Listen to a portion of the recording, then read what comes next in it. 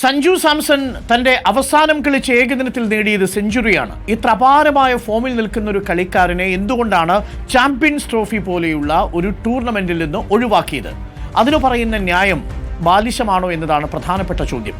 വിജയ് ഹസാരെ ടൂർണമെന്റിൽ കേരളത്തിന്റെ പരിശീലനത്തിലും ഒപ്പം തന്നെ മത്സരത്തിലും പങ്കെടുക്കാൻ സഞ്ജു സാംസൺ എത്താഞ്ഞതാണ് കാരണമായി KCA ചൂണ്ടിക്കാട്ടുന്നത്. എന്നാൽ താൻ മത്സരത്തിൽ ആദ്യ കളിയിൽ തന്നെ പങ്കെടുത്തുകൊള്ളാം എന്ന് KCAക്ക് ഇമെയിൽ അയച്ചിട്ടുണ്ട് എന്നാണ് സഞ്ജു സാംസണുമായി അടുത്ത ബന്ധപ്പെട്ടവർ പറയുന്നത്. മാത്രവുമല്ല BCCIക്കും ഒരു മെയിൽ അയച്ചു. BCCI ആവശ്യപ്പെട്ടതനുസരിച്ച് മറ്റൊരു മെയിൽ കൂടി അയച്ചുവെന്നും സഞ്ജു സാംസൺ പറയുന്നു. വിജയ് ഹസാരെ ടൂർണമെന്റിൽ താൻ കളിക്കാൻ സന്നദ്ധത അറിയിച്ചിട്ടും KCA ആണ് പ്രതികരിക്കാതിരുന്നത് എന്നാണ് സഞ്ജു സാംസന്റെ വാദം. അപാര ഫോമിൽ നിൽക്കുന്ന ഈ കളിക്കാരനെ ഒഴിവാക്കി പകരം ഋഷഭ് പന്തിനെയും KL രാഹുലിനെയുമാണ് ചാമ്പ്യൻസ് ട്രോഫിയിൽ ഉൾപ്പെടുത്തിയത്.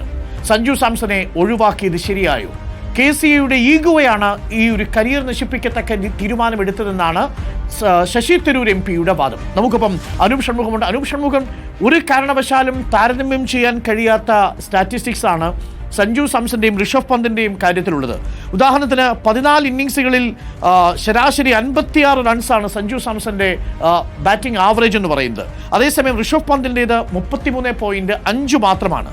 ഉയർന്ന അവസാന മത്സരത്തിൽ 108 റൺസ് അടിച്ചാണ് സഞ്ജു സാംസൺ ദക്ഷിണാഫ്രിക്കയിൽ മിന്നുന്ന പ്രകടനം നടത്തിയത്. ഈ ഘട്ടത്തിൽ ഈ സഞ്ജു സാംസനെ ഒഴിവാക്കി ഋഷഭ് പന്തിനെ പോലെയുള്ളവരെ ഉൾപ്പെടുത്തുക, അതും ഋഷഭ് പന്താണ് ഈ ടീമിന്റെ മുഖ്യ ആദ്യത്തെ ചോയ്സ് എന്ന് അജിത് അഗാർക്കർ പറയുക, എന്താണ് യഥാർത്ഥത്തിൽ സംഭവിച്ചുകൊണ്ടിരിക്കുന്നത്? അനൂപ് ഷൺമുഖം. BCCIയുടെ മുംബൈ ഹെഡ്ക്വാർട്ടേഴ്സിൽ 2 മണിക്കൂറോളം നീണ്ടുനിന്ന ഒരു വലിയ ചർച്ചകൾക്കും യോഗത്തിനും ശേഷമാണ് ചാമ്പ്യൻസ് ട്രോഫി ടൂർണമെൻറ്റിലുള്ള ക്രിക്കറ്റ് ടീമിനെ, ഇന്ത്യൻ ടീമിനെ പ്രഖ്യാപിച്ചത്. ഇന്ത്യൻ ക്യാപ്റ്റൻ രോഹിത് ശർമ്മയും അജിത് അഗാർക്കറും ചേർന്നാണ് ടീമിനെ പ്രഖ്യാപിച്ചത്. അതോടുകൂടി ഒരു കാര്യം ഉറപ്പായിരുന്നു. രോഹിത് ശർമ്മ ഈ യോഗത്തിന് എത്തിയപ്പോൾ തന്നെ അക്കാര്യം ഉറപ്പായി, ടീമിനെ രോഹിത് തന്നെ നയിക്കുമോ എന്നുള്ള കാര്യം.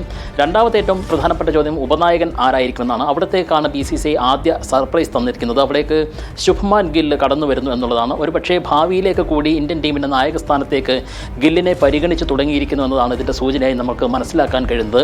ടീമിൻ്റെ പൊതുഘടന നോക്കുകയാണെങ്കിൽ ഏറ്റവും എളുപ്പത്തിൽ പറയാൻ കഴിയുന്നൊരു കാര്യം, 6 സ്പെഷ്യലിസ്റ്റ് ബാറ്റ്സ്മാൻമാരുണ്ട്, 2 വിക്കറ്റ് കീപ്പർമാരുണ്ട്, 4 ഓൾറൗണ്ടർമാരുണ്ട്, അത്ര തന്നെ സ്പിന്നർമാരുണ്ട്, 3 പേസർമാരുമുണ്ട്.